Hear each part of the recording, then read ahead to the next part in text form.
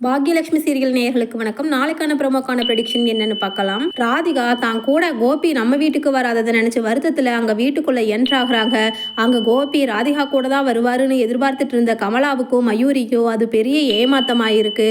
ராதிகா கிட்ட மாப்பிள்ளை கோபியை பற்றி கேள்விப்பட்ட கமலா, என்ன ராதிகா சொல்கிற, இப்படி மாப்பிள்ளைய அவங்க கூட்டிகிட்டு போயிட்டாங்கன்னு நீயும் சும்மாவா விட்டுட்டு வந்த அப்படின்னு சொல்லிட்டு ராதிகா கிட்ட கேட்குறாங்க. அதுக்கு ராதிகா சொல்கிறாங்க கமலா கிட்ட, என்னம்மா பண்ண சொல்கிற, அவரே அங்கே போகிறேன்னு சொல்லும் பொழுது நான் என்ன பண்ண முடியும், முடிஞ்ச வரைக்கும் நானும் போராடி பார்த்தேன், அதுக்கப்புறமும் அவர் அங்கே தான் போகிறேன் அப்படின்னு சொல்கிறாரு. அது மட்டும் இல்லாமல் என்னமோ அவங்க குடும்பத்தில் இருக்கிறவங்க அவர் மேலே உயிரையே வச்சிருக்கிற மாதிரி ட்ராமா வேற பண்ணுறாங்க, எனக்கு அது சுத்தமாக பிடிக்கல அப்படின்னு சொல்லிட்டு ராதிகா கமலா கிட்ட புலம்புறாங்க. உடனே கமலா சொல்றாங்க, எனக்கு தெரியும் அந்த பாக்யா சரியான நாடகக்காரி, அவ நினைச்சதை சாதிக்காம விடமாட்டா, முன்னாடி கோபியை இங்க அனுப்புறேன்னு தானே சொன்னா, ஆனால் அவள் உண்மையான மனசோட அவள் இங்கே மாப்பிள்ளையை அனுப்புகிறேன்னு உன்கிட்ட சொல்லியிருந்தா இங்கே தானே அவள் அனுப்பிச்சி வச்சுருக்கணும், அப்போயே அவள் வீட்டுக்கு கூட்டிகிட்டு போனா.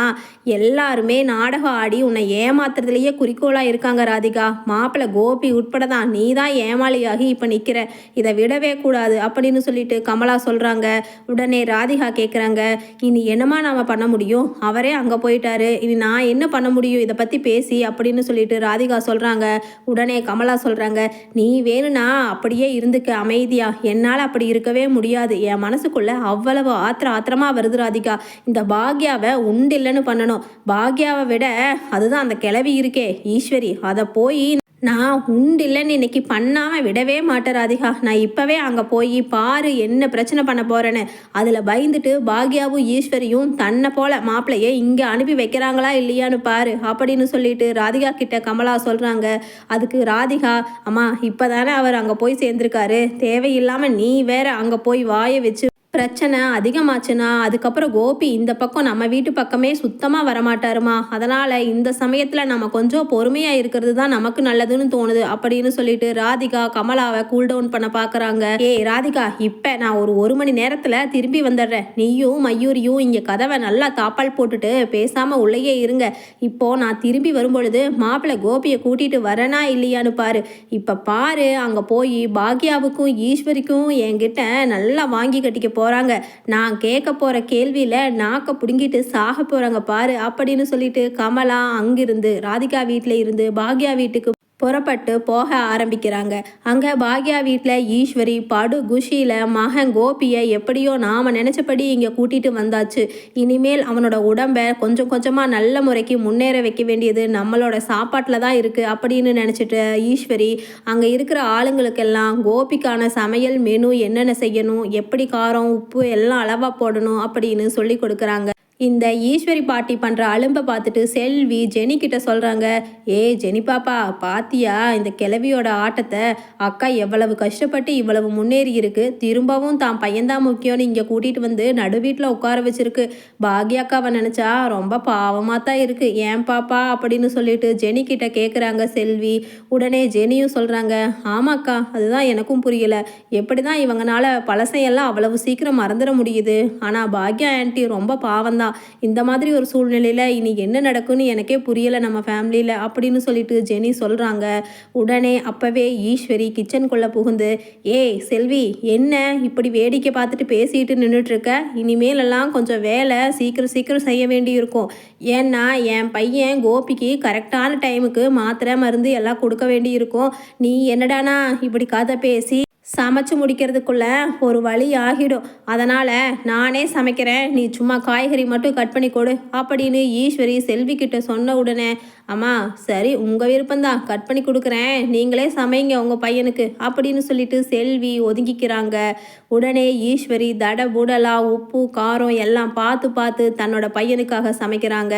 அப்போ மாடியிலிருந்து கீழே இறங்கி வர்ற பாக்யாவை பார்த்து ஈஸ்வரி சொல்கிறாங்க, பாக்யா எங்க இந்நேரத்துக்கே கிளம்பி வந்திருக்க அப்படின்னு சொல்லிட்டு ஈஸ்வரி எகத்தாளமாக கேட்ட உடனே பாக்யா, என்னத்த எப்பவும் போல தான் நான் ரெஸ்டாரண்ட் கிளம்ப போகிறேன் அப்படின்னு சொல்கிறாங்க. உடனே ஈஸ்வரி, நீ ஒன்றும் ரெஸ்டாரண்ட் போக வேண்டாம், இதெல்லாம் என் பையன் கோபி நல்லாகி எழுந்திருச்சு, இன்னும் நிறைய சம்பாதிப்பான், நீ ஒன்றும் சம்பாதிக்கணுங்கிற அவசியம் இல்லை, இங்கே வா, இனிமேல் கோபிக்கு சமையல் எல்லாம் பத்தியமாக கரெக்டாக தான் பண்ணணும், அதனால் பார்த்து பார்த்து சமைக்கணும். அதனால் நீயோ நானோ இங்கே கிச்சனில் இருந்து தான் இவங்களுக்கு ஹெல்ப் பண்ணாதான் அவனுக்கு சரியான உணவு கிடைக்கும் அப்படின்னு சொல்லிட்டு ஈஸ்வரி சொல்கிறாங்க. உடனே ஷாக் ஆகிடுறாங்க பாக்யா. ஏன் உங்களுக்கு வேணும்னா உங்கள் பையனுக்கு நீங்கள் செஞ்சு தர வேண்டியது தானே? அத்தை, நான் அவ்வளவு தடவை சொன்னேன்ல, அங்கேயே ராதிகா வீட்டுக்கே அவரை அனுப்பிவிடுங்கன்னு. பிடிவாதமாக நீங்கள் இங்கே கூட்டிகிட்டு வந்தது மட்டும் இல்லாமல் பழையபடி என்ன அவருக்கு வேலைக்காரியாக எதுக்கு சொல்கிறீங்களா அப்படின்னு சொல்லிட்டு பாக்யா கேட்ட உடனே ஈஸ்வரிக்கு சரியான கோபம் வந்துடுது. என்னது வேலைக்காரியா? ஓஹோ, ஊர் உலகத்தில் ஒரு பொண்டாட்டியுமே புருஷனுக்கு ஒரு வேலையுமே செய்யறதில்ல. அதுவும் புருஷன் ஹார்ட் அட்டாக் வந்து இன்னைக்கு தான் வீட்டுக்கு வந்திருக்கான். நீ என்னடானா பிஸ்னஸ் பண்ண போகிறேன்னு சொல்லிட்டு பேகை தூக்கி போட்டுட்டு கிளம்பி போகிற? உனக்கு கொஞ்சமாவது அறிவு இருக்கா பாக்யா? அவன் நல்லா இருந்தால் தான் உனக்கு எல்லாமே. அதனால் முதல்ல அவனை கவனி, அதுக்கப்புறமா போய் உன்னோட பிஸ்னஸ் எல்லாம் பார்த்துக்குவியாமா அப்படின்னு ஈஸ்வரி சொன்ன உடனே பாக்யாவுக்கு சரியான கோபம் வந்து, ஏன் அத்தை, இத்தனை வருஷமா என் பிஸ்னஸ் தானே நான் பார்த்துட்டு இருந்தேன். இவருக்கும் இத்தனை வருஷமா இங்கே வீடு, குழந்தைங்க, பொண்டாட்டி, அம்மா அப்பா எல்லாரும் இருக்கிறத மறந்துட்டு தானே ராதிகா கூட போனார். இப்போ மட்டும் என்னவா, இப்போ இவருக்கு நல்லா இல்லை அப்படின்னு சொன்ன உடனே இப்போ ராதிகா திகட்டி போயிட்டா, அதனால் இங்கே வந்துட்டாரு. என்ன மனுஷன் உங்கள் பையன் அப்படின்னு சொல்லிட்டு கத்த ஆரம்பிக்கிறாங்க பாக்யா. உடனே ஈஸ்வரி, ஏய் பாக்யா, உனக்கு எத்தனை டைம் சொன்னாலும் உனக்கு புத்தியே வராதா? என் பையன் கோபி இங்கே தான் கீழே ரூமில் படுத்திருக்கான். ஆனால் நீ போடுற சத்தத்தில் அவன் காதில் விழுந்துச்சு. அதுக்கப்புறம் அவன் இங்கே ஒரு நிமிஷம் கூட இருக்க மாட்டான். அதனால் கொஞ்சம் மெதுவாக பேசு அப்படின்னு சொல்லிட்டு ஈஸ்வரி பாக்யா கிட்ட சொல்கிறாங்க. உடனே பாக்யா, அதனால் என்ன, காதில் விழுந்தா ரோசம் இருந்தா கிளம்பி போயிட்டே இருக்கட்டும், அதை பற்றி எனக்கு கவலை இல்லை அப்படின்னு சொன்ன உடனே உள்ள ரூம்குள்ளே இருந்த கோபி இதை கேட்டுடுறாரு. வெளியில் வந்து பாக்யா கிட்ட, என்ன பாக்யா, அம்மா கூட என்ன காலையிலேயே வாக்குவாதமாக இருக்குது அப்படின்னு சொல்லிட்டு கேட்குறாரு. உடனே அங்கே இருந்த செல்வி சொல்கிறாங்க, எல்லாம் உங்களால தான், நீங்கள் இங்கே வந்தது அக்காவுக்கு சுத்தமாக பிடிக்கல அப்படின்னு சொன்ன உடனே பாக்யா செல்வியை பார்த்து, ஏ செல்வி, உன் வாய் ரொம்ப ஜாஸ்தி, அவசரப்பட்டு எப்போ என்ன பேசணும்னு தெரியாமல் இப்படியெல்லாம் பேசக்கூடாது செல்வின்னு சொல்லிட்டு பாக்யா மிரட்டுறாங்க செல்வியை. ஆனால் ஜெனி உடனே பேச ஆரம்பிக்கிறாங்க. ஏன் ஆண்டி, ஏன் இப்படி சொல்கிறீங்க? உண்மையை தானே செல்வி அக்கா சொல்கிறாங்க. ஏன்னா இங்கே வந்து கோபி அங்கிள் இருக்கிறது உங்களுக்கு சுத்தமாக பிடிக்கல தானே? அப்படியாவது அவர் தெரிஞ்சதுக்கப்புறம் இங்கேருந்து கிளம்பி போகட்டும் அப்படின்னு ஜெனி பாக்யா கிட்ட சொல்லிட்டு மறுபடியும் சொல்கிறாங்க ஜெனி. ஆண்டி, உங்களுக்கு லட்சியம், உங்களோட ஆசை, நிம்மதி, இது எல்லாத்துக்குமே முதல்ல முக்கியத்துவம் கொடுங்க. அடுத்தவங்களுக்காக நீங்கள் இத்தனை வருஷமாக காம்ப்ரமைஸ் ஆகி உங்கள் வாழ்க்கையை தியாகம் பண்ணது போதும். இனிமேலும் அதே மாதிரி இருக்கணும்னு கட்டாயம் கிடையாது ஆண்டி. ஏன்னா இந்த காலம்லாம் மாறிப்போச்சு அப்படின்னு சொல்லிட்டு ஈஸ்வரியை பார்த்து முறைக்கிறாங்க ஜெனி. உடனே ஈஸ்வரி, ஏய் ஜெனி, என்ன நீ உன் மாமியாருக்கு சொல்லி கொடுக்குறியா? அவளே முதல்ல ஒரு ஆட்டக்காரி, அது பத்தாததுன்னு நீ வேற தூபம் போட்டு விடுறியா? ஏ செல்வி, நீயுமா அது குழந்த அப்படின்னு சொல்லிட்டு ஈஸ்வரி அவங்க ரெண்டு பேர்த்து கூடயும் சண்டை போட ஆரம்பிக்கிறாங்க. உடனே கோபி சத்தம் போடுறாரு, ஸ்டாப் இட் அப்படின்னு. உடனே ஈஸ்வரி திரும்பி கோபியை பார்க்குறாங்க. கோபி கூடவே சத்தமாக பேச ஆரம்பிக்கிறாரு. நான் இங்கே இருக்கிறது யாருக்கும் பாரமாக இருக்க வேண்டாம். இன்னும் கொஞ்ச நாள் இருந்துட்டு நான் கிளம்பி போயிடுறேன். அதுவும் எங்கள் அம்மாவோட சந்தோஷத்துக்காக தான் நான் இங்கே இருக்கேன்.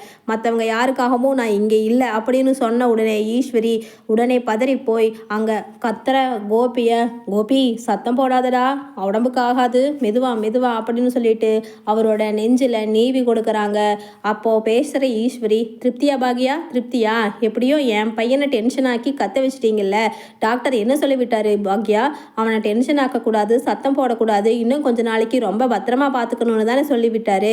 அதுக்காகத்தானே நான் என் பையனை இங்கே கூட்டிகிட்டு வந்து என் கையால் சமைச்சு நான் பத்திரமா கூடவே இருந்து பார்க்கணுன்னு கூட்டிகிட்டு வந்திருக்கேன். எப்படியோ அவனை மறுபடியும் ஹாஸ்பிட்டலில் கொண்டுட்டு போய் சேர்த்திடுவ போல அப்படின்னு சொல்லிட்டு பாக்யா கிட்ட மறுபடியும் சண்டை பிடிக்கிறாங்க ஈஸ்வரி. உடனே பாக்யா, என்ன அத்தை சொல்கிறீங்க? நான் என்னால் இவர் மறுபடியும் ஹாஸ்பிட்டல் போயிடுவாரா? இது கொஞ்சம் கூட நியாயமே இல்லாத பேச்சு. எல்லாத்தையுமே யோசிச்சு பார்த்து பேசுங்க அத்தை. எடுத்தோம் கவுத்தானே, உங்கள் வயசுக்கு நீங்கள் இப்படி பேசுனீங்கன்னா சுத்தமாக நல்லா இல்லை அப்படின்னு சொல்லிட்டு இருக்கும்போது வீட்டுக்குள்ளே கமலா என்ட்ராகிறாங்க. உள்ளே வர்ற கமலா பாக்யாவை பார்த்து கத்த ஆரம்பிக்கிறாங்க. ஏ பாக்யா, நீ நாடகமாடி எப்படியோ நீ நினச்சதையெல்லாம் நடத்திட்டே இல்லை, எப்படியோ மாப்பிள்ளைய பழையபடி உன் பக்கமாக இழுத்துட்ட அப்படித்தானே அப்படின்னு சொல்லிட்டு கமலா பாக்யா கூட சண்டை போடுறாங்க. இப்போ என் புள்ள ராதிகா மட்டும் தனி மரமாக நிற்கணுமா? அதுதானே உன்னோட ஆசை? அதுதானே இதோ இந்த அம்மாவோட ஆசையும் கூட அப்படின்னு சொல்லிட்டு ஈஸ்வரி கூடயும் சண்டை போட ஆரம்பிக்கிறாங்க கமலா. உடனே ஈஸ்வரி கமலாவை பார்த்து, ஏய் வாயை மூடிட்டு நீ முதல்ல வெளியில் போ, யார் வீட்டில் நின்று யார் பேசுற அப்படின்னு சொல்லிட்டு ஈஸ்வரி அங்க வந்த கமலா கிட்ட சண்டை பிடிக்கிறாங்க. உடனே பாக்யா, அத்தை வீடு தேடி வந்தவங்கள நம்ம இப்படி சொல்லக்கூடாது, கொஞ்சம் பொறுமையா இருங்க, அவங்க என்ன சொல்ல வர்றாங்கன்னு நம்ம கேட்கலாம் அப்படின்னு பாக்யா சொல்றாங்க.